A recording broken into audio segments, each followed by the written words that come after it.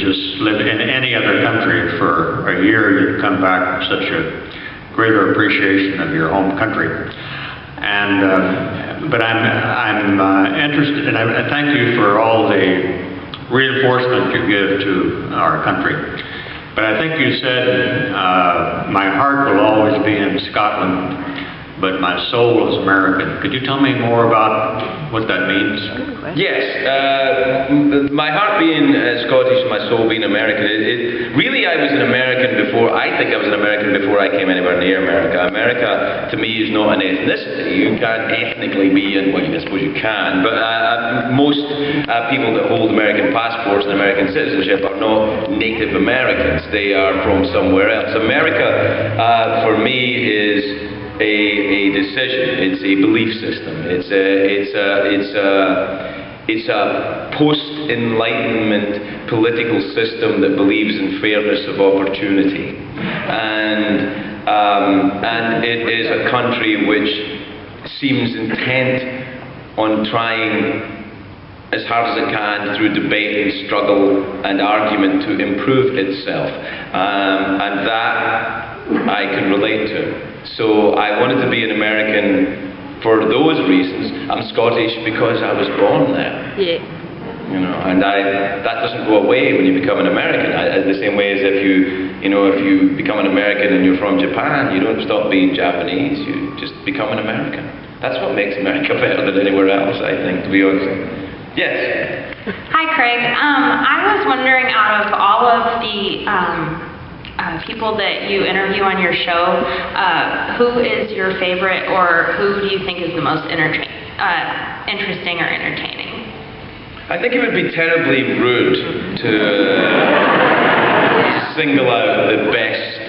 Also, I'm not quite sure that I believe that everything is graded like that. You know when people say that's the best movie ever, and you go, that's because you said it was. So to you, it's the best movie ever. I mean, I think that the idea of the best and the worst and the latest, I think that's odd thinking. It's not fair to compare Bishop Desmond Tutu with Paris Hilton. It's not fair.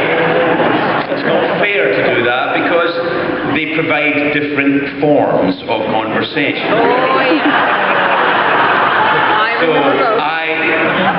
let me say, I mean, obviously, I liked talking to Bishop Tutu very much, and he's the one guest actually who I think maybe has changed the way I think. But I think I don't know if that's got much to do with the show or just talking to him. But I also enjoy the company of Paris Hilton, who is not as dumb or rude as I had thought she was going to be, and is actually a very, very nice young woman who works in an area which doesn't really appeal to me that much, but it's all right. It's hers. I tell you what makes it hard for me is that when there are people on pretending to be something they're not. That's what makes it difficult for me, because I want to say, oh, you're just a lying bastard, and I can't. So sometimes I do. But not all the time. Does that sufficiently evade the question? Yes.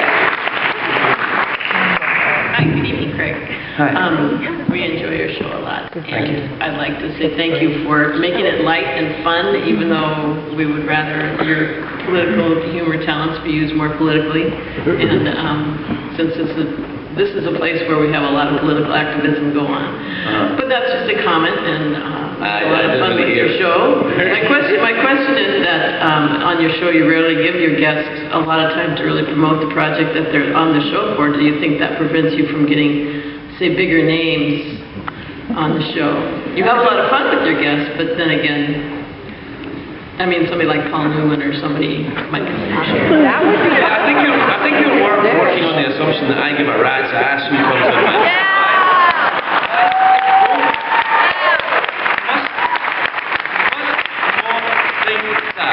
People, when they say, oh, you can have the A-list guests, who do you mean? Bishop Tutu is not A-list enough for you? Or what What do you want? You mean you want a bigger movie star who does what? I'll have anybody on who's interesting, movie star or not. But what I don't make lists of values for people. I don't say who is the best and who is the worst. And I certainly will not have a conversation constructed for me by a publicist who wants me to talk about a movie which I don't care to see. I think that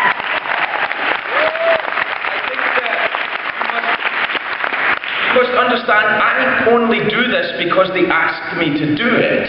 I don't do it because I want to be, a late night TV show host guy. I just do it because it's my job. I'm not trying to do a late night talk show, it just turned out that way.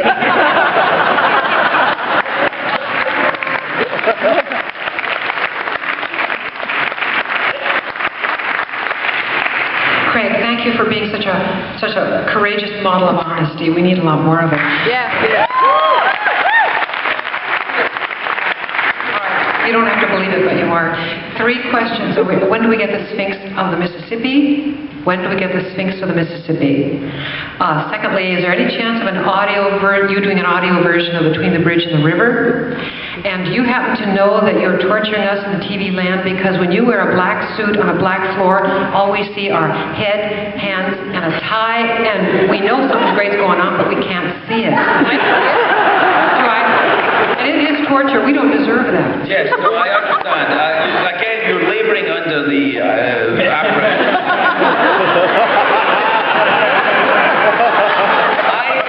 I don't do the lighting for the show. I complain about it often. Please believe me, I do complain about it. I also, this may sound odd to you, I don't choose my suits even for the show. I walk down, they give me a suit, I walk out, and then it's mine. But until that point, there are union rules. The guy who likes it, likes it. The guy who gives me clothes to wear, he's in a union. He gives me clothes to wear. So you're saying I should be a union buster? Didn't expect that in Seattle,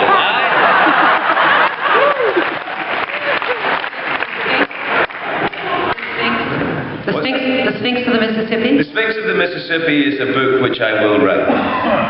And the audio of Between the Bridge and the River done by you, ever going to happen? I would do it. They haven't asked me. I would do it. Yeah, I would read that book.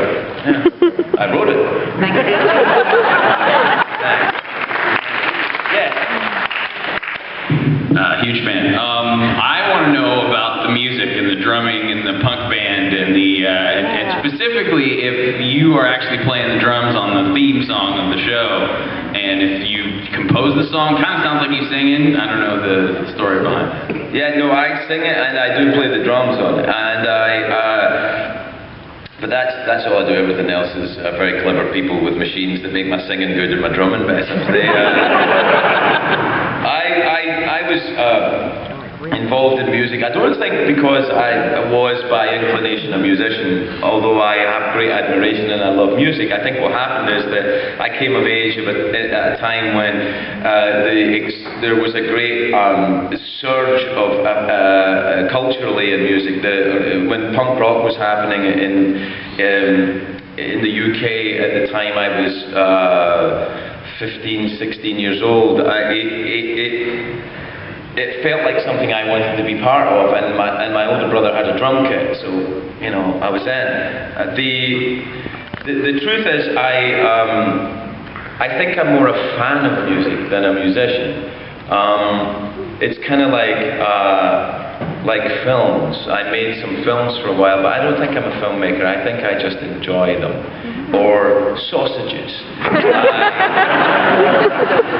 I don't make them, but I'm very grateful they're around.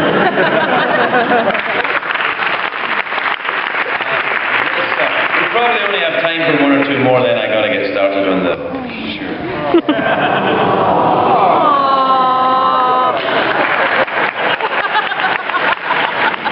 I'm glad you're getting on so well. Did you shave your legs for the picture on the cover?